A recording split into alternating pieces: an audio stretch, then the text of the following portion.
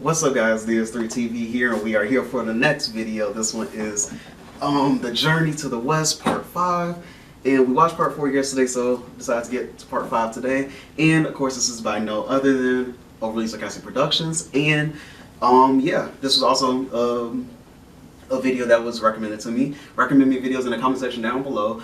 And also subscribe to the channel. Want to get 1,000 subscribers by Valentine's Day. We are literally so close to getting it. We are like at 400. We're almost at 400 subscribers. Like at the time of me making this video, it's 399.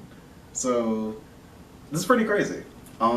Yeah. So let's get up to 1,000 subscribers by Valentine's Day. Share videos that you see that you like around, and yeah, just share the channel around, and you know, help me get to the goal. And yeah, so that's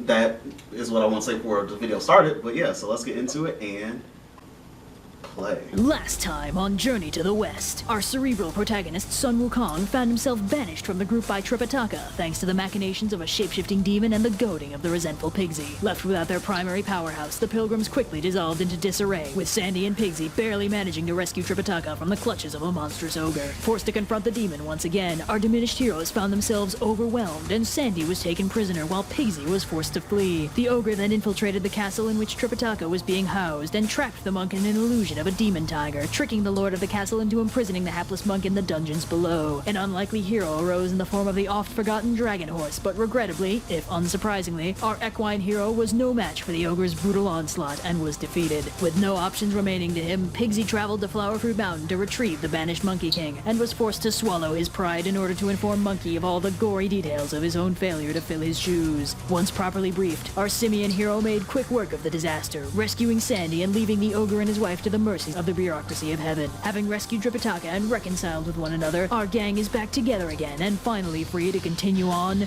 the journey to the west. So our heroes are continuing westward when they encounter a huge and foreboding mountain. Tripitaka gets a bad feeling about it and sends Pigsy out to scout out to see if there's any danger. Pigsy being Pigsy, Monkey unsurprisingly doesn't trust him to do a very good job and shapeshifts into a fly to quietly tail him. Whereupon he finds Pigsy got just far enough away from the group to not be in the direct line of sight and promptly took a nap. Monkey wakes him up with a bite to the face, and Pigsy proceeds to keep digging by composing an elaborate lie that he's planning on telling Tripitaka when he gets back. Something about an enormous demon stronghold on the mountain, looks really scary, and maybe they should all just turn back and go home. Monkey's like, seriously dude, flies back to Tripitaka and rats out Pigsy, who unsurprisingly gets in a world of trouble and is sent back out to scout properly this time. Unfortunately for Pigsy, there actually is a demon stronghold on the mountain, and he inadvertently stumbles on a small army of demons who happen to be led by a pair of demon brothers who have been keeping an eye out for Tripitaka and his group in the hopes of capturing him and eating him to gain immortality. Pigsy initially tries to pass himself off as a normal, albeit ugly, traveler, but one of the demon brothers recognizes him as part of Tripitaka's coterie and attacks. They wage a brief but fairly epic battle until the demon sicks all his demon soldiers on Pigsy, at which point he gets overwhelmed and captured.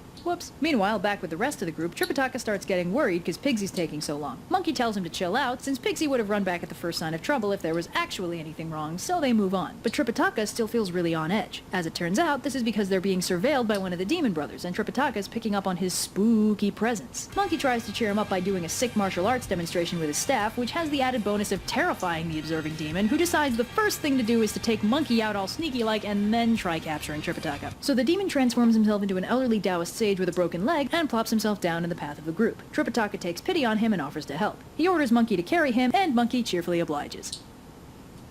Hey, buddy! So, just so we're on the same page here, I totally know that you're a demon, and boy... That's not a good sign. You can tell by his eyes. Boy, are you lucky that my master is so compassionate. Anyway, no pressure, but I'm gonna be dropping you off the first cliff I see. So the demon unsurprisingly panics and calls on the local mountain demons to drop 3 mountains on top of Monkey, which actually manages to pin him down. Just barely. The demon then chases down Tripitaka and captures him, Sandy, and the horse. So the entire gang minus Monkey is strung up in the demon's lair, and Monkey is stuck under 3 mountains and having crazy flashbacks to the last time a mountain got dropped on his head, so basically fun times for everybody. Yeah. But soon enough, the local mountain gods recognize Monkey and freak out, freeing him as soon as possible and asking him to pretty please not kill them. Luckily for them, Monkey instead chooses to sublimate his aggression on 2 mook demons that happen to be heading their way. As it turns out, the demon brothers sent them over to finish him off. Monkey notices a strange light coming off of them, and when he asks them out, mountain gods about it, they say it's probably coming from a couple of the sacred treasures that the Demon Brothers have. Apparently they have 5 in total, each one quirkier and more powerful than the last. So Monkey spontaneously decides that Tripitaka can wait because he absolutely has to collect all 5 sacred treasures. So he turns himself into a Taoist sage, like his Pokemon. flags down the demons, and asks them about their treasures. They explain that they've got a gourd and a vase, and conveniently they both work the same way. If the wielder calls someone's name and the person responds, they'll be sucked into the treasure and dissolved. Monkey's like, oh, wow, that sure sounds pretty cool. I've got a gourd that can suck up heaven itself. Want to trade? So the demons are understandably suspicious, but Monkey has a plan to validate his claim. He surreptitiously summons a few gods and sends them to tell the Jade Emperor that he needs to bottle up heaven for a little bit, no pressure or anything. The Jade Emperor is like, No! That's outrageous! Are you kidding? but Prince Nada suggests that all they have to do is black out the sky, and that should be enough to fool the demons into thinking that Monkey actually bottled heaven. So they unfurl this giant banner of black feathers over the sky, and the demons totally believe that Monkey just bottled up heaven itself. So they trade their treasures for Monkey's gourd, at which point Monkey vanishes and they find that the gourd does not in fact work as advertised. So they report back to their boss, who's grumpy about the lost treasures, but not quite so grumpy as to actually murder them or anything. The Demon Brothers send the 2 Mook demons to go and invite their mother to dinner, and to make sure to tell her to bring her sacred treasure, which is a golden rope. Monkey, having overheard that particular soundbite, decides to steal that treasure too, and ambushes the 2 demons en route, kills them, then duplicates himself, and disguises both himself and the duplicate as the 2 Mook demons. So the disguised Monkey goes and gets the demon's mother, absolutely hating the fact that he has to kowtow to her, but he cheers up significantly when he subsequently murders her and her sedan carriers. He then shapeshifts into her, duplicates himself a bunch, and turns them into his expanded coterie, and trundles back to the Demon Brothers' cave. The demons greet their mother, and when Monkey greets them in return, Pigsy, who we recall is strung up in the cave, recognizes him by his tail and starts laughing like crazy.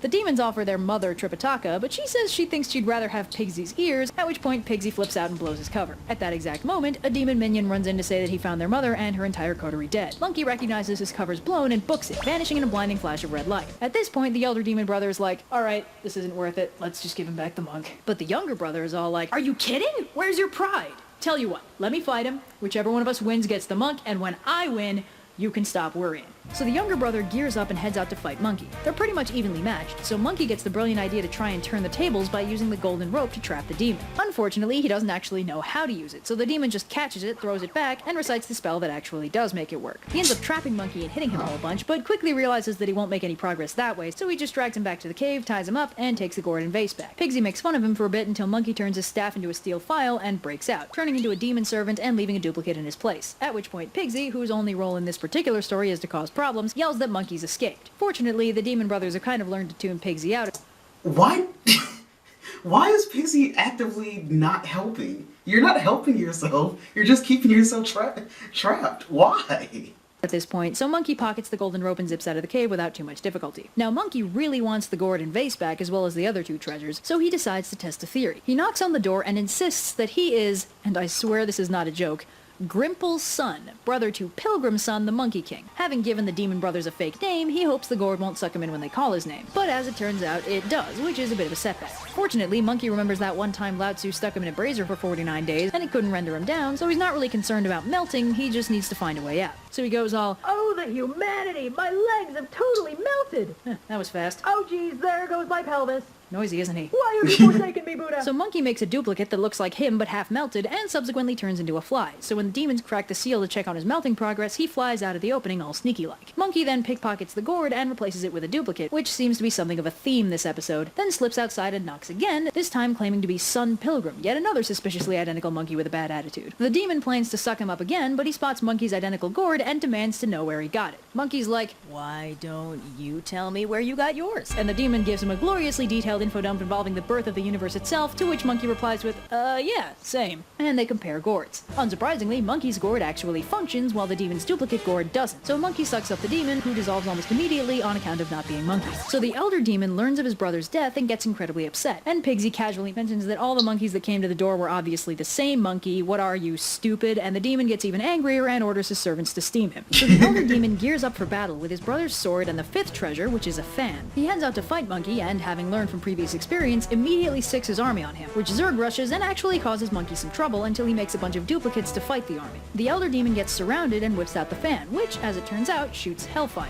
Monkey's not worried about the fire burning him, but does worry that the fire might burn his duplicates, so he retrieves all but one of them, leaves that duplicate to pretend to be him, and slips through the fire to sneak into the cave. He steals the jade vase again, then vanishes, leaving the elder demon to mourn the loss of his brother, his mother, and 3 out of 5 of his treasures. Make that Yeah, 4 out of 5, because when he goes down for a depression nap, Monkey sneaks in to steal the fan. The demon wakes up, they fight again, it's super cool, and Monkey manages to drive him back. The demon runs, Monkey finally frees the rest of the squad, and they all take a minute to relax in the demon cave and make some food. And presumably give Monkey crap for rescuing 4 out of 5 of the sacred treasures before rescuing any of them. But the Elder Demon has his own plans. He flies to the home of his now dead mother and recruits all of her demon servants into his army. His uncle also shows up to avenge his sister, along with another army of demons, and together they assemble and start heading for the cave to take down Monkey once and for all. So Monkey spots them on the horizon and warns Tripitaka that they're about to have company, so he and Pigsy head out to guard the door, and Monkey gears up with all the sacred treasures he's acquired: the fan, the rope, the vase, and the gourd. The army arrives, and Monkey and Pigsy pair off, Monkey fighting the uncle, then switching to the elder brother, with Pigsy tagging in to fight the uncle instead. The army starts causing them some trouble, at which point Sandy explodes out of the cave to fight the army, while Pigsy and Monkey handle the boss fights. Pigsy manages to kill the uncle, and the elder brother sees the tide turning and turns to run. Not one to be defeated, Monkey whips out the vase and calls the older brother, who, thinking it might be one of his retreating soldiers, responds, at which point he's sucked into the vase and melts. The army scatters, the bosses are defeated, Monkey gets the 5th treasure, and the gang can finally get back on the road. Except then they run into Lao Tzu, who makes Monkey give him the treasures, since it turns out they belonged to him the whole time. The Demon Brothers had in fact been Lao Tzu's lab assistants before Kuan Yin arranged for them to become demons and challenge the group to test their resolve. This doesn't explain how they had a demon mom or uncle, though.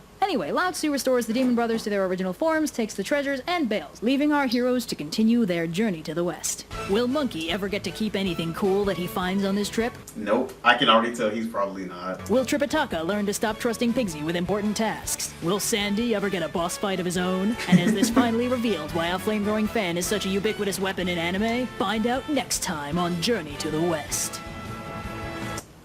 I am very interested, and I always love the ending to this this series.